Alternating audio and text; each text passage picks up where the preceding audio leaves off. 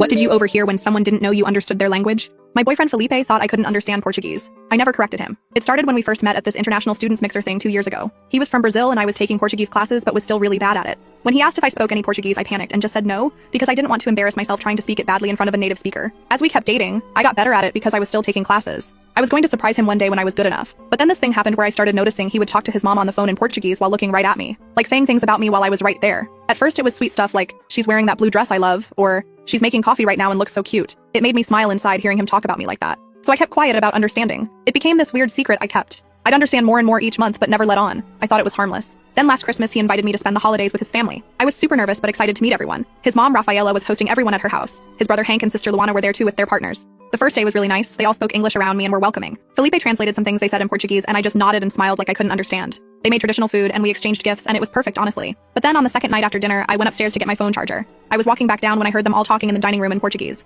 I froze on the stairs when I heard my name. Rafaela was saying something about me not being right for Felipe. That I wasn't the kind of girl they expected. That I wasn't marriage material and wouldn't fit into their family long term. She said Felipe needed to think about his future and that dating me was fine, but he shouldn't waste too much time. I stood there completely still. My heart was pounding so hard. Then Felipe said something like, I know, Mom, you've told me 100 times. I'm just having fun with her for now. Don't worry so much. Having fun with me for now? I felt sick. We'd been together for almost 2 years. We talked about moving in together soon. I thought this was serious. Then his brother Hank joined in saying something about how Felipe could do better. That I wasn't even that pretty. And they all laughed. Even Felipe. He laughed. Luana said something about how I dressed cheap. And Rafaela agreed, saying I obviously didn't come from a good family. They started picking apart everything about me. My job, my apartment, even the Christmas gift I brought for Rafaela. A handmade scarf I spent weeks making. Felipe wasn't defending me at all. He was agreeing with them, saying yeah, he knew I wasn't the one, but I was fun, and they should just let him enjoy this phase. Phase? I was a phase? I don't know how long I stood there. Finally, I forced myself to walk back upstairs quietly. I locked myself in the bathroom and just sat on the floor, trying not to throw up. I stayed in that bathroom for almost an hour trying to figure out what to do. Part of me wanted to storm downstairs and tell them all off in perfect Portuguese. When I finally came back down, everyone was watching a movie in English like nothing happened. Felipe put his arm around me and kissed my head. I wanted to scream or cry, but I just sat there frozen, pretending everything was fine. The next morning at breakfast, Rafaela asked me in English if I slept well and I almost lost it.